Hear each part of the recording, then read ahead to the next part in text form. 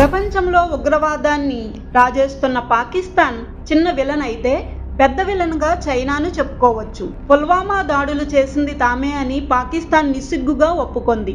దొంగచాటుగా పక్క దేశంలో సైనికులు చంపేయడాన్ని ఘనకార్యంగా చెప్పుకుంటోంది. పాకిస్తాన్ గడ్డ మీద ఉగ్రవాదుల అంత్యక్రియలకు అక్కడ సైన్యం లాంఛనాలతో సహా హాజరవుతోంది. పాకిస్తాన్ 100కి 100 పాళ్ళు ఉగ్రవాద దేశం అనేందుకు ఇవి తాజా ఉదాహరణలు.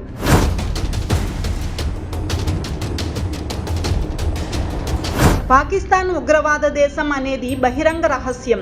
అయినప్పటికీ కమ్యూనిస్టు చైనా దేశం పాక్కి 100కి 100 పాళ్ళు మద్దతు ఇస్తోంది.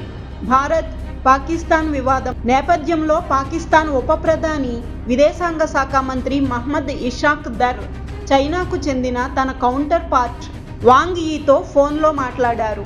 వీరిద్దరి మధ్య టెలిఫోన్ సంభాషణలు సుదీర్ఘంగా సాగినట్లు తెలుస్తోంది. దీంతో భారత్కు భయపడి పాకిస్తాన్ అండ కోసం చైనా వద్దకు వెళ్తోందని నిఘా వర్గాలు భావిస్తున్నాయి. మరోవైపు ప్రపంచ దేశాలు బాధిత దేశమైన భారత్కు మద్దతుగా నిలుస్తుంటే చైనా మాత్రం అందుకు విరుద్ధంగా వ్యవహరిస్తోంది. కుట్రదారు పాక్కు వత్తాసు పలుకుతోంది. తాజాగా తమ మిత్రరాజ్యమైన పాకిస్తాన్ సార్వభౌమాధికారం, భద్రతా ప్రయోజనాలను కాపాడేందుకు తాము అండగా ఉంటామని ప్రకటించి తన వక్రబుద్ధిని మరోసారి బహిరంగపరుచుకుంది.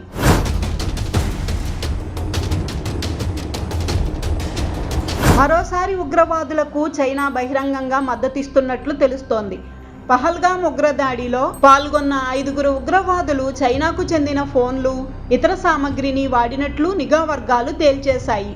ఉగ్రవాదులు చైనీస్ యాప్ ద్వారానే కమ్యూనికేషన్ జరిపినట్లు సమాచారం.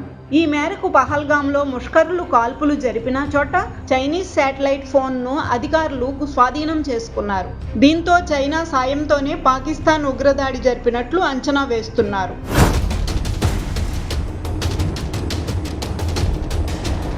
దీనిని బట్టి భారత్ ఉపఖండంలో మంటలు రాజేస్తున్న పెద్ద విలన్ చైనా అని అర్థం చేసుకోవచ్చు.